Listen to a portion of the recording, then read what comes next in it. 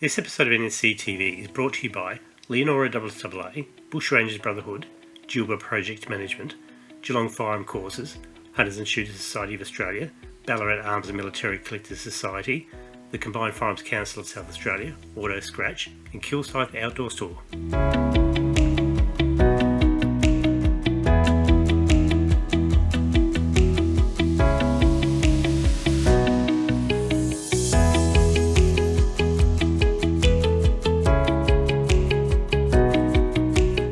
Welcome to another episode of NSCTV, and thank you to our patrons, supporters and our sponsors for making this possible.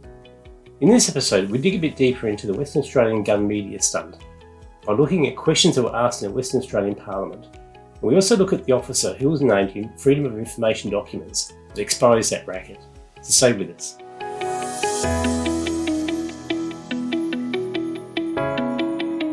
So I've got Peter Zabradak with me. How you doing, Peter? G'day, Neil. G'day, viewers. Seeing again. The Western Australia continues to be a thorn, I think, in the backside of shooters around Australia, including us. And also with the recent New South Wales state election, we made sure that what was happening in WA was heard over in the eastern states. It's important that we capture this and we do what we can to address the situation in WA, because it's not good and it's not getting any better. Tell me where we're at with WA, Peter. Obviously, we had the major release of the FOI documentation. The NSC executive team have been very, very busy working away on things in WA since, and there's a lot more revelations that we can now reveal. Let's start off with talking about the rifle involved in the WA press conference. We've identified the rifle as an Armalite AR-50. The police advised the media that they spent about $8,500 on the purchase price. We say that figure is highly unlikely to be true. We did our own investigations. The rifle itself retails in the US for $4,000 approximately, and that's US dollars. So converting that into AUD, you're looking at just under $6,000, give or take currency rates. And then obviously you would have other costs associated with that. Now, we spoke to a number of dealers, including some dealers that specialise in direct importation of firearms from the US, predominantly for the Cat D semi-auto professional pest control guys. And they were telling me that their purchase price on such a rifle was still going to be about $3,500 US dollars. And then another $1,000 to ship it in. So now those guys have told me that they reckon the cost of the optics, i.e. the scope on the firearm involved, somewhere between $3,000 to $5,000 because of the recoil of the 50 cal. Most scopes won't be suitable to use on it, so it's a specialised scope. And then you know, there's just no way the numbers look like they were $8,500, which is what WAPol told us. Now, we've also subsequently found out that when they purchased the rifle, interestingly enough, there was 100 rounds of reloaded 50 cal ammunition as part of the deal. And here's the bombshell. We actually found out that on the day of the press conference back in March last year, when the media were there, WAPol were actually firing off that reloaded ammunition that came with the rifle. Now, that in itself just leaves me staggered. They were using reloaded ammunition supplied to them by the selling dealer. Now, that in itself, so many potential safety issues. You've got, for example, weaknesses in casing that could cause a detonation. You've got the situation where a round could be overcharged. The potential safety risk to be using at secondhand reloaded ammunition that you can't verify the quality of or have no control over it is just gobsmacking. You don't know who reloaded it. You don't know what specs they're following, because there is a real concern out there about overloading, as you said, overloading shells, and especially 50 cal. I don't think you can get much more dangerous than that.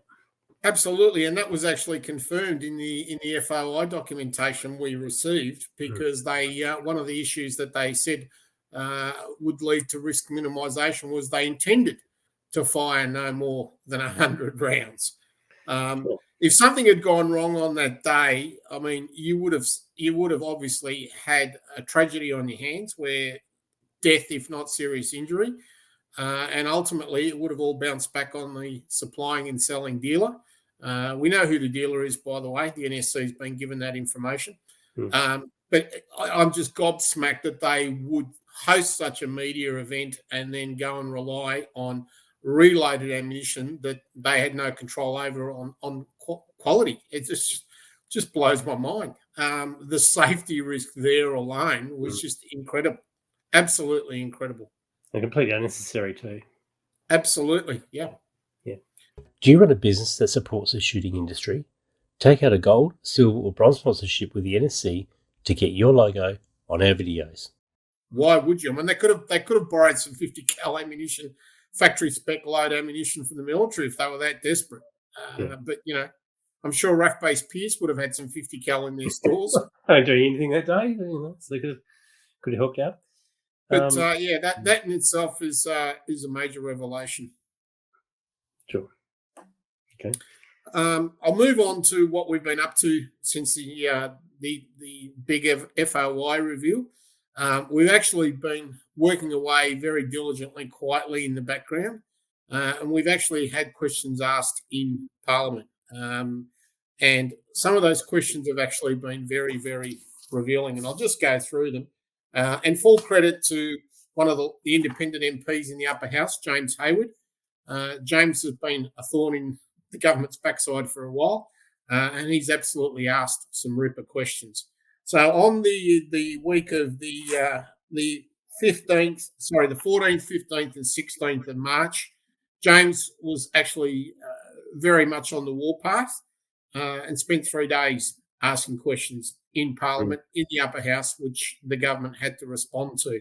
And some of their answers are actually very, very interesting in what they reveal. I'll just go to the questions that James asked, and we'll put these up on the 15th of March. And the questions were basically a three-part question. Part one was, can the minister confirm that one of the risk mitigation strategies for the firing of the 50 cal rifle was to make this a one-off event that was not to be repeated? And if so, how did that reduce the risk to persons and property on the day of the event? Question two, who was ultimately accountable for the media conference and for making the decision to proceed with the event, despite some qualified experts expressing safety concerns? And this is the telling one. Will the minister table all communications, that is all communications, between the minister's office and WA Police that relate to the media event in question? And if not, why not? So James was actually seeking all of the correspondence between Papalia's office and WAPol. Now, Papalia's answers are actually interesting because he puts the responsibility for the entire event and who made the decision to go ahead with it purely at the WA Police Force. In other words, it was all WAPol. My office had nothing to do with it. Okay?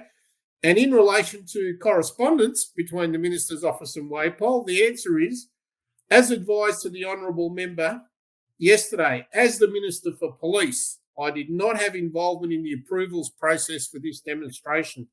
Therefore, there are no communications to be tabled.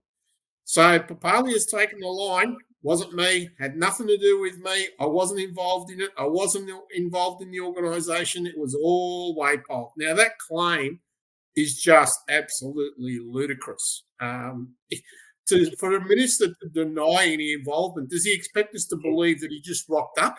Especially when we're doing a shoot, Mr. Minister. Come down to the Pinto Range. I was just going to say this, especially around the fact that it was the announcements the government made.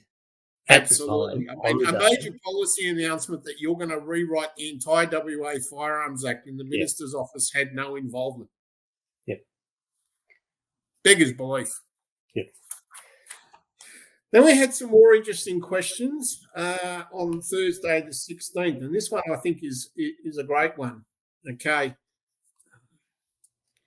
So James again asked, and this is a 4-part question on the Thursday, the 16th of March, and he said, part 1, can the minister confirm the decision to proceed with the media event at the Pinjar Rifle Range, despite safety concerns raised by some experts, was taken by the then Commissioner of Police, Chris Dawson, who is now the WA State Government? Question 2, will the minister table all communications between the minister's office and WAPol that relate to the minister attending the event in question? And if not, why not? And here's the beauty of it.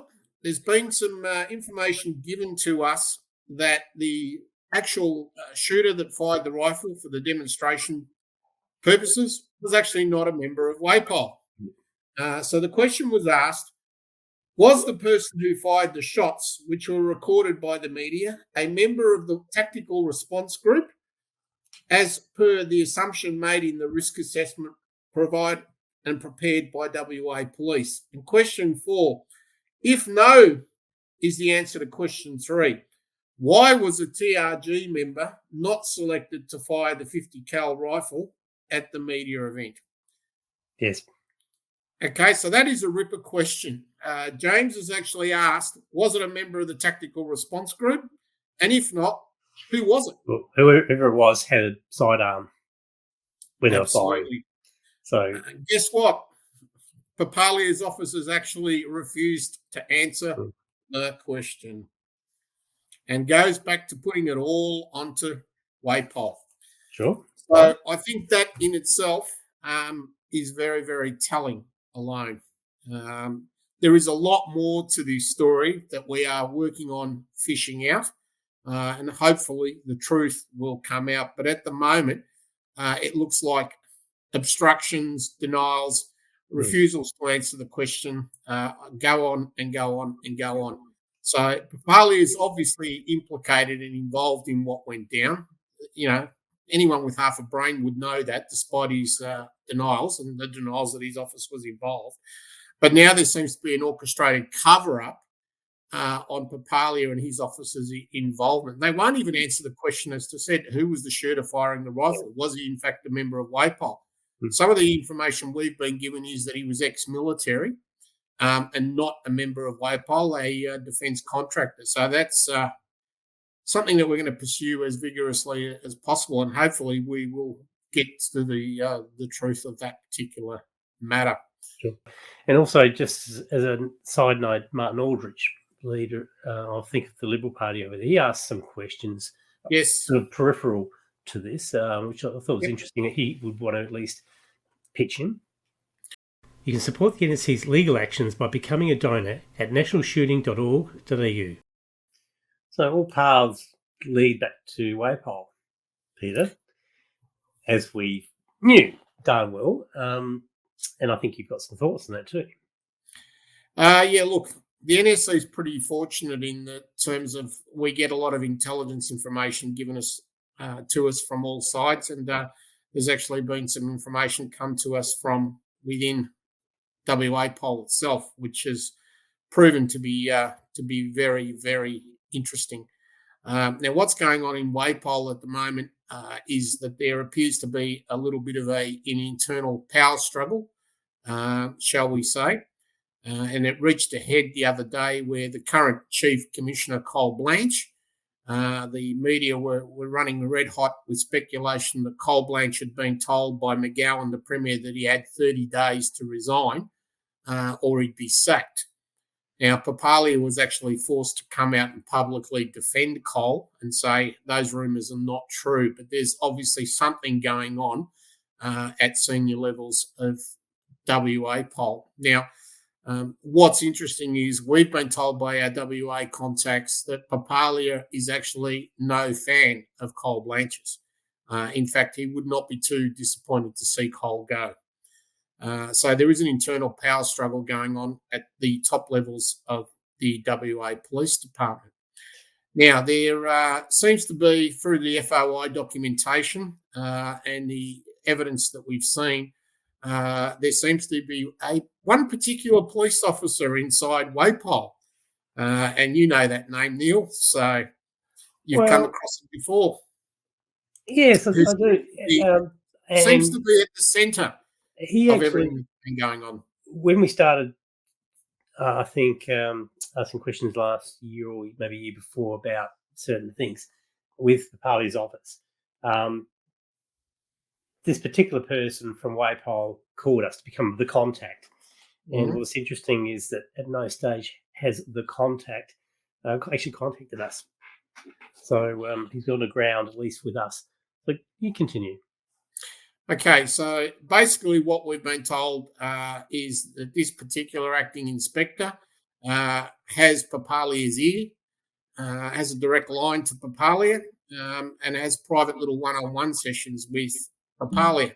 Now, looking a little bit further at the publicly known information about this particular officer, he was actually responsible for WA police recruitment for a number of years. So we know that about him. The other interesting fact that we know about him is that he spent a number of years overseas in England, I believe attached to various UK police departments or to a UK police department. And since then, Papalia has been overseas trying to hire more pommy coppers, all highly coincidental. Now, this particular officer, I'll name him and say it's Acting Inspector Ken Walker. Probably won't be too happy at being named, but Ken Walker's name is front and centre in all of the FOI documentation that we received, and a lot of it's heavily redacted, but it is quite clear that Walker was responsible for organising and purchasing the 50 cal rifle and the media stunt. The paperwork we've got just points to him as being, I think, the author, wasn't he, of some of this material? Absolutely. But look, it's clear that Walker is heavily implicated in what's going on in WA at the moment. And when Papalia says the rewrite of the Firearms Act and the banning of 54 different types of firearm and 19 calibers is being done at the request of the police, specifically who in the police? It seems to be that it's all coming from one particular individual officer inside WAPol. It's not the traffic unit, I can tell you that. Absolutely. It has to be the firearms registry. It has to be the guy who's in charge of the firearms registry. And as you said, there's only one seat there. So absolutely. So as I said, there's a lot of questions about Papalia's relationship with Inspector Walker. And there's a lot more information that needs to come out. Obviously, the NSC will keep digging because we are determined to get to as much of the truth or to the truth as we possibly can. And I'd like to thank all of the people that actually have been in touch from WA that have sent us detailed information, including those members of WAPol that have been in touch and have assisted us with briefings and background information on this. You can support NSCTV by becoming a subscriber at nsctv.com.au. So I think students will be aware that on the WAA and foreign traders have held a meeting which was aimed to be a forum for the Western Australian shooting community. And in fact, it was by limited invitation only, so it's not ready for the broader community. At the end of the day, Peter, we need organisations like the WAA, WA Foreign Traders, and pretty much every other shooting organisation over there to actually stand up and against what's happening over there, because what's happening over there is bad for shooters, and obviously there's a risk that could spread out east. 100%. I think that WA is just the first domino in a line of dominoes. And as I said, I've said this publicly before, and I'll say it again. If this cancer is allowed to continue in Western Australia, it will undoubtedly spread throughout the rest of Australia. Now, we had New South Wales fall to the Labor Party. So we're now in a position where, barring Tasmania, we've got a federal Labor government in Canberra, and we have Labor governments in all states barring Tasmania. And as I said, what is going on in WA, I have absolutely no doubt whatsoever. I'd bet my house on it that it will spread if it remains unchallenged and unchecked. And so far, I'm not seeing a lot of other shooting organisations doing much at all. It's great to have a talk fest, but what's the point in having a talk fest when you're doing it behind closed doors? You're not inviting every organisation to come together and actually, work together and fight. I mean, this sounds more like the, we're the only ones with a seat at the minister's table and a seat with WAPol. Well, look how that worked out for our friends at SSAA. I mean, all they did was embarrass themselves. They actually went on radio, as you know, and started complaining. They weren't able to get a meeting with the chief. Paul Fitzgerald, their president, was on radio actually calling publicly, begging publicly for a meeting with the new police commissioner. Look, the only way this battle is going to be won, I should say, is a combined effort with all of the shooting organisations coming together. The NSC can't fight the battle all on our own. Neither can any other shooting organisation. So to have a behind-the-scenes closed-door meeting with select invites only, really, the message is we're not even serious about doing this. It's not clear what the strategy of this meeting was, so which we've already posted about. I have no doubt that Papalia's political career and ambitions have taken a hit. And Papalia's potential to become the next state premier of Western Australia is not looking so hot at the moment because of the work the NSC put in exposing the truth. And likewise, the interview we did with the bunker man, that was just absolutely brilliant. It reached, last time I looked, there was over, I think, 7,500 views and growing. Yeah. The truth needs to be exposed and put out there. And we've done a first-rate job of it. But why are we the only organisation that's had the guts and the courage to do this? It's a shame. That's all I can say. Well, the offer's out there for you, SSAA.